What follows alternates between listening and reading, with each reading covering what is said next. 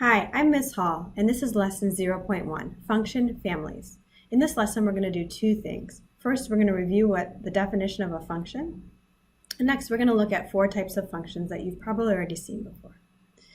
So number one, what is a function? A function is a clearly defined rule that converts an input to exactly one output. So let's see an example of a function represented as a table. So here I'm going to write an x and y table. Right? We have an input, which we typically think as x, and an output of y. So I'm going to think of a rule where, let's see, 1 gets an output of 1, 2 goes to 4, 3 goes to 9. Maybe you're starting to figure out what my rule is.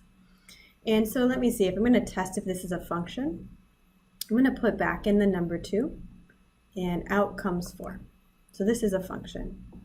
Let's compare that to a table which does not represent a function. So here we have an xy table where 1 goes to 1, 2 goes to 4, 3 goes to 9, and then let's put 2 in again. And this time when I put 2 in, I get 7.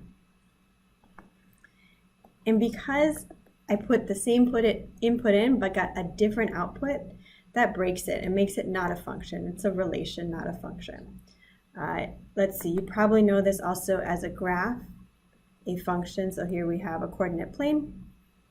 It's an example of a function where if you follow, every x value has only one y value, right? I'm going along, there's never more than one y as I'm getting bigger in my x's. Here is a graph, something that's not a function. Because, for example, at this x, there are two y values.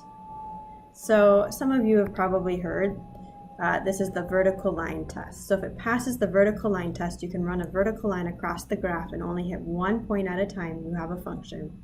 But if you do the vertical line test and you hit more than 1 point, you no longer have a function.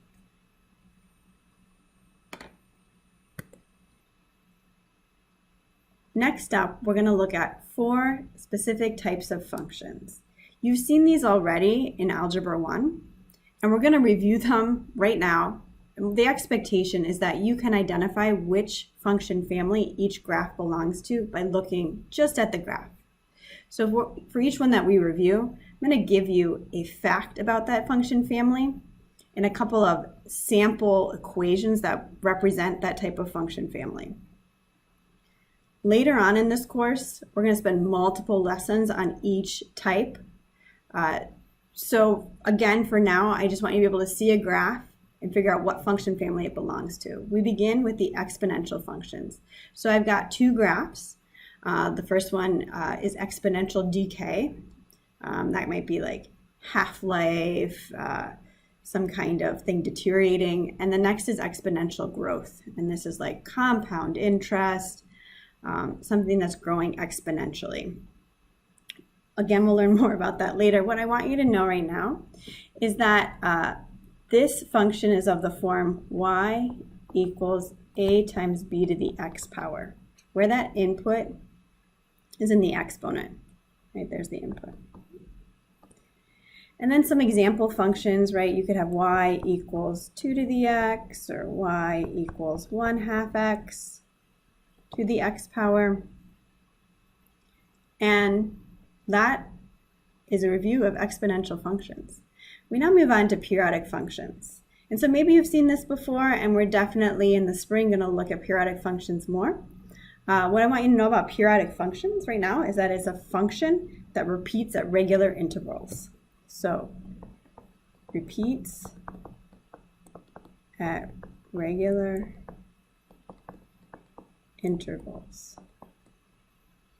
Okay, so these two, you can see that between those lines is one cycle and then you get another.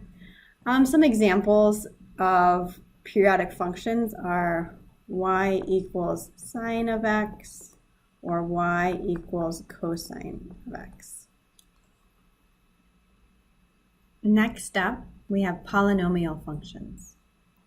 A polynomial function consists of one or more terms of variables, let me write this, one or more terms of variables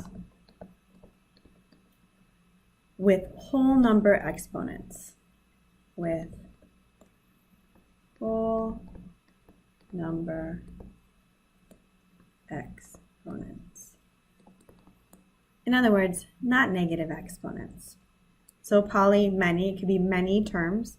Some examples of polynomial functions are y equals, see, 3x to the fourth plus 2x to the third, or y equals x to the third minus 2x, right? I can put any number of terms for a polynomial function.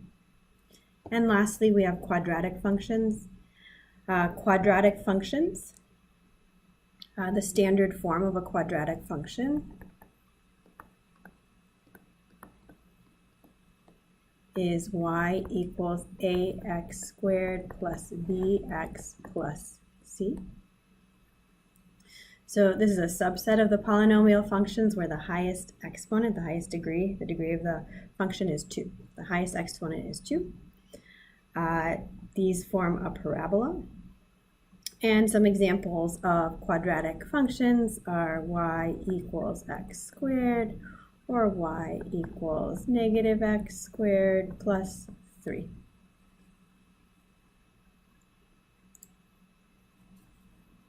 And now we get to the try part of the video lesson, and this is where I'm going to ask you to pause the video, try this part on your own. This is what you should know after the video that you just watched. And at the end, I'll show you the answers, and then you'll get a chance to fill in the Google form. And it's that Google form that I check as your homework. And in that Google form, you're going to give me feedback on how you did on the try. Did you completely understand it? Get it perfect? Great. Did you get it all wrong? I want to know that. I want to know how well you understand the information that you saw in the video. So when we go into class, I know how much I need to review or how fast I can move in the lesson if most of you score yourself very high on the try problem. Okay? So this try was determine which type of function is represented by each graph below. The first graph represents a periodic function, and it repeats at certain intervals. The next graph is an example of an exponential function. Then we have a polynomial